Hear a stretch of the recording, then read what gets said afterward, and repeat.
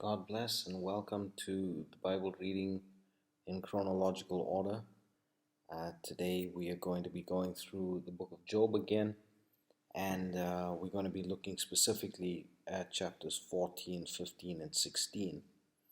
So, as we go through it, we just want to look through basically the common understanding or the core theme as we've come to know it so far in the book of Job. When we look there at the common understanding and this graph we've been sharing in all of the slides up to now, but it is basically the understanding that we have, the human action that produces God's justice or God's justice for every human action. And we see there that we've come to understand that the understanding that we have is that if you're wise and if you're good, you will have success and reward, that the Lord will bless you. And if you are evil and foolish, that the Lord would destroy you, that you'd receive destruction and punishment. And yet through the book of Job, we see that there is something so different happening. Job is an upright man. Job pleads his innocence in the chapters before today's. And we see that he is struggling to make sense of it. And so we see Job has this turmoil. And so let's look at this graph now, and let's look at it in the light of Job's turmoil. So you have the human action, and then you have God's justice. And Job is looking at it and saying, well, the wise and good should receive success and reward, but actually, I was wise and I was prudent and I was good and I was upright, and yet I'm being punished for some strange reason. I don't understand why I'm being punished. And this is the turmoil going on in Job's mind. He cannot see the heavenly realm. He doesn't know what's happening behind the scenes. All he knows is what he's going through. And then he's looking at it, and his friends are keep telling him, Job, you're hiding some sin. Job, you're lying. And Job looks at it and says, well, the evil and foolish, yes, of course they should receive destruction and punishment. But if you look at it in terms of real life and humanity, the wicked and the foolish, they prosper sometimes. And so this turmoil is really tearing through Job at this point. And so let's carry on now, and we'll look at chapter 14. And we see there that Job describes the brevity or abruptness of man's life. Job is just saying, man's life is so short. And so then Job begins to talk about his change. Now this is very special, because what is this change that Job is speaking about? Is he talking about his resurrection? Is he even talking about a rapture? But there is something supernatural that Job is talking about, a change that's going to happen to his body, and he's really speaking about this. So this is something that we really need to focus on in chapter 14, and I don't want to give too much away. I want us to really listen and really read through Job chapter 14 and see that he is talking about something very supernatural that's going to happen, that he is going to experience, and that's a wonderful thing. Then we get to chapter 15, and here Eliphaz again now, but he's quite upset with Job, so he reproves Job for justifying himself. Job, how can you justify yourself when we can see the result of your secret sin, basically? And he tries to prove the age-old understanding of the justice of God in that the wicked do not prosper. This is what Eliphaz is saying. And he's saying, Job, you are not prospering. Job, you are suffering, and so there is a reason for the suffering. And then we move on to chapter 16, where Job rebukes his friends for their lack of mercy toward him. Finally, he's explained himself earlier in the chapters leading up to now. He's told them that he doesn't know what's happening, but he really feels that he hasn't done anything worth suffering like this. And now he's just telling them, you might not believe me, but why don't you have mercy toward me? And I love the way C.I. Scofield inserts in his description of this chapter. He says, Job's friends are miserable comforters. And that's exactly what they are at this point. And then Job again asserts his innocence in chapter 16. He lets him know that he is innocent. And so then, we understand that Job, even in his understanding of himself, where he knows he's not perfect, but he knows that he is innocent and he should not be going through this. And so this graph of what a human action leads to in terms of God's justice, that is just leaving a huge question mark in Job's mind and in his heart at this point. And so as we move on, we'll start seeing how the Lord starts speaking to him, especially from chapters 32 onwards. I hope you enjoyed the reading for today. God bless you and God be with you. Chapter 14. Man that is born of a woman is of few days and full of trouble. He cometh forth like a flower and is cut down. He fleeth also as a shadow and continueth not.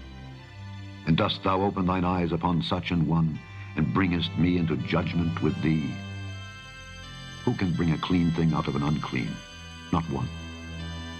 Seeing his days are determined, the number of his months are with thee. Thou hast appointed his bounds that he cannot pass. Turn from him that he may rest, till he shall accomplish as an hireling his day. For there is hope of a tree, if it be cut down, that it will sprout again, and that the tender branch thereof will not cease. Though the root thereof wax old in the earth, and the stalk thereof die in the ground, yet through the scent of water it will bud and bring forth boughs like a plant. But man dieth and wasteth away. Yea, man giveth up the ghost, and where is he? As the waters fail from the sea, and the flood decayeth and drieth up, so man lieth down and riseth not. Till the heavens be no more, they shall not awake, nor be raised out of their sleep. Oh, that thou wouldest hide me in the grave, that thou wouldest keep me secret until thy wrath be past, that thou wouldest appoint me a set time, and remember me. If a man die, shall he live again? All the days of my appointed time will I wait till my change come. Thou shalt call, and I will answer thee. Thou wilt have a desire to the work of thine hands. For now thou numberest my steps. Dost thou not watch over my sin? My transgression is sealed up in a bag, and thou sewest up mine iniquity. And surely the mountain falling cometh to naught, and the rock is removed out of his place. The waters wear the stones. Thou washest away the things which grow out of the dust of the earth, and thou destroyest the hope of man. Thou prevailest forever against him, and he passeth. Thou changest his countenance, and sendest him away. His sons come to honor, and he knoweth it not. And they are brought low, but he perceiveth it not of them. But his flesh upon him shall have pain, and his soul within him shall mourn. Chapter 15. Then answered Eliphaz the Temanite, and said, Should a wise man utter vain knowledge, and fill his belly with the east wind? Should he reason with unprofitable talk, or with speeches wherewith he can do no good? Yea, thou castest off fear, and restrainest prayer before God. For thy mouth uttereth thine iniquity, and thou choosest the tongue of the crafty. Thine own mouth condemneth thee, and not I. Yea, thine own lips testify against thee. Art thou the first man that was born, or wast thou made before the hills? Hast thou heard the secret of God, and dost thou restrain wisdom to thyself? What knowest thou that we know not? What understandest thou which is not in us? With us are both the gray-headed and very aged men, much elder than thy father. Are the consolations of God small with thee? Is there any secret thing with thee? Why doth thine heart carry thee away? And what do thy eyes wink at, that thou turnest thy spirit against God, and lettest such words go out of thy mouth? What is man, that he should be clean? And he which is born of a woman, that he should be righteous? Behold, he putteth no trust in his saints. Yea, the heavens are not clean in his sight. How much more abominable and filthy is man, which drinketh iniquity like water? I will show thee, hear me, and that which I have seen I will declare, which wise men have told from their fathers, and have not hid it, unto whom alone the earth was given, and no stranger passed among them. The wicked man travaileth with pain all his days, and the number of years is hidden to the oppressor. A dreadful sound is in his ears. In prosperity the destroyer shall come upon him. He believeth not that he shall return out of darkness, and he is waited for of the sword. He wandereth abroad for bread, saying, Where is it? He knoweth that the day of darkness is ready at his hand. Trouble and anguish shall make him afraid. They shall prevail against him as a king ready to the battle. For he stretcheth out his hand against God, and strengtheneth himself against the Almighty. He runneth upon him, even on his neck, upon the thick bosses of his bucklers. Because he covereth his face with his fatness, and maketh collops of fat on his flanks. And he dwelleth in desolate cities, and in houses which no man inhabiteth, which are ready to become heaps. He shall not be rich, neither shall his substance continue, neither shall he prolong the perfection thereof upon the earth. He shall not depart out of darkness. The flame shall dry up his branches, and by the breath of his mouth shall he go away. Let not him that is deceived trust in vanity, for vanity shall be his recompense. It shall be accomplished before his time, and his branch shall not be green. He shall shake off his unripe grape as the vine, and shall cast off his flower as the olive. For the congregation of hypocrites shall be desolate, and fire shall consume the tabernacles of bribery. They conceive mischief, and bring forth vanity, and their belly prepareth deceit. Chapter 16. Then Job answered and said, I have heard many such things. Miserable comforters are ye all. Shall vain words have an end? Or what emboldeneth thee that thou answerest? I also could speak as ye do.